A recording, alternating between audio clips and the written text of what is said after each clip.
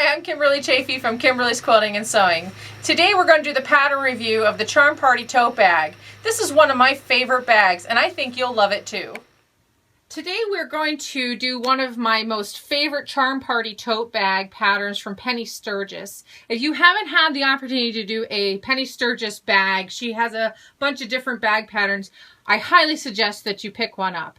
Her bag patterns are so easy to follow, they're great for beginners, and in this case it's pre-cut friendly. So if you have a charm pack sitting around and you're not quite sure what to do with your charm pack, this would be a great tote bag to make. You literally can make this in a couple of hours. It takes 1 yard of fabric plus your charm square pack, a little bit of fusible batting, and in no time you're going to be able to put together a great tote bag. I highly suggest this for a gift upcoming Christmas and holiday season, and I think that whoever receives it from you will just cherish this for sure. So let's get started with the Charm Party tote bag, and the first thing we're going to do is take apart our charm square pack, and we're going to pull out 24 5-inch charm squares, and we're going to lay them out on the table here in a very nice pattern. And then what I'm going to do is I'm going to take these over to the sewing machine, sew them up, and then we're going to fuse them to the batting. So let's get started. We're going to go ahead and sew these all together, and we'll meet back here in just a second to start putting them on the bag. One of the notes I wanted to make about cutting batting: a lot of times people will use the rotary cutter when they're cutting regular fabric, and that's fine. But when we're going to cut this piece of batting here, we're going to actually use our scissors. Batting is going to dull the rotary blade, and you want that rotary blade to always be as sharp as possible, and of course you want your scissors to be sharp as well. But I would suggest using a pair of scissors to cut batting and keep your rotary blade for regular fabric cutting. Okay, so at this point I've gone ahead and put my blocks together, and then I machine quilted them down just as the instructions asked me to do. You don't have to do that step, but I always think it looks a lot nicer when you've machine quilted the blocks to the fusible batting. The fusible batting I used was from Quilter's Dream, and I really love it because it's a good sturdy batting. It's not too thick, and it's very nice to sew through.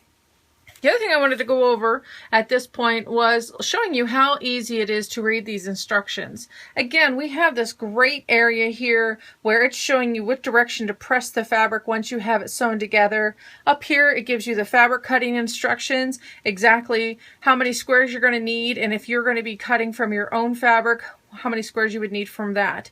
So right now we're really happy with the ease of the instructions, and I'm getting ready to work on the outside pocket here at this point, and I'm just so far very impressed with our Charm Party tote from Sturges. One of my favorite things to do when I'm making a purse or some type of craft project is to make my own buttons. I find that I can take the fabric that I'm working with and match it up just perfectly instead of buying a store-bought button. And pretty much there's different ways to do this. This is a front and a back, and they just snap together. Sometimes there's a mold that you can push the fabric down into and then snap the button into that. But pretty much all you're doing is taking the front of your button here and pushing the fabric in a circle just like that, right around. And then you're going to snap that right into place. Just like that, and you have a button that's ready to go that's going to match your project. So don't forget about making your own buttons. That always adds a little more creativity to the project, and you can get pretty fancy doing those different things. I've seen buttons recently where they were embroidering on the fabric and then making their own buttons, and that's really cute too. At this point I wanted to show you all the pieces I have done in a very short period of time.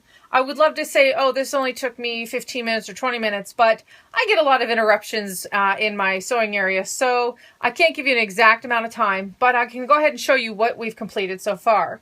We have the outside of the bag here.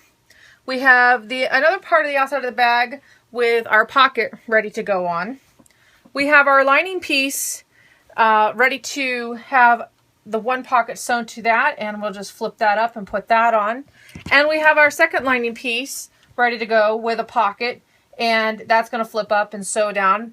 And then all I have left is this handle. So you can see that these pieces go together very, very quickly. And really what helps, again, I can't stress enough, is Sturges's instructions. when you have pictures and you're visual like I am, and these pictures are showing you what corners to trim and where to stitch, you're going to be able to put this Charm Party tote bag together literally in no time at all. So I'm going to go ahead and sew those pieces down and put the bag together and show you what it looks like in just a few minutes. One of the best investments you can buy for your sewing machine is a walking foot. It's a different kind of foot for your machine because it has this actual grip here at the top of the foot that as the bottom fabric is being pulled through with the bottom feed dogs, this feed dog, so to speak, at the top of the foot pulls the top fabric through. So if you're sewing on a lot of layers like we often do in quilting, this is going to be able to take and pull all those layers together succinctly. And when you get to the end of the row, you're not going to have one fabric that's overlapping the back fabric. So let's go ahead and show you how to do this. This is the pocket for our Charm Party tote bag. There's 2 layers plus a piece of batting, and plus we have our lining piece that also has a piece of batting. And I just want to give you a quick demonstration on how well a walking foot can just really smoothly run this through without having all this fabric bunch up. So here it goes.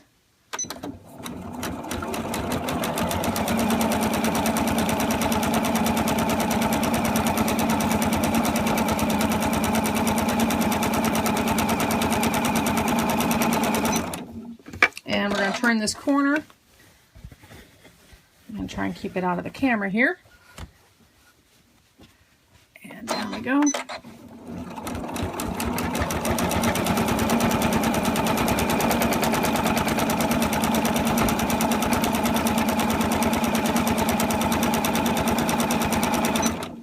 Notice that I don't have any overlap at the end. Everything is staying right in place as I want it to be. A lot of people that do a ton of piecing really recommend these walking feet, and I definitely stand by mine. I know that I do a lot of work in layers, and this helps all my projects come together nicely.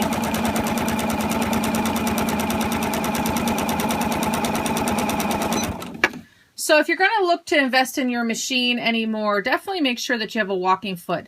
They're not cheap, but they are well worth every penny you spend on them. And I highly recommend that if you're going to be doing any type of crafting project or quilting with layers, that you invest in one.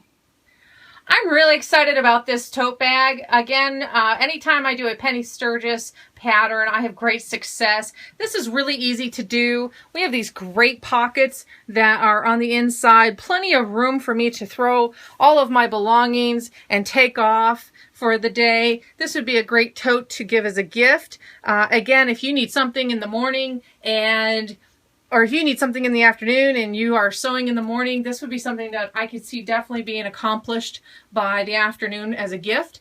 And you're not going to go wrong with those great instructions. There's lots of pictures, the instructions are clear, and as long as you have your sewing machine ready to go, you should have no problem putting this bag out in a couple of hours. So I hope you enjoyed our video, and we look forward to sharing our next video with you.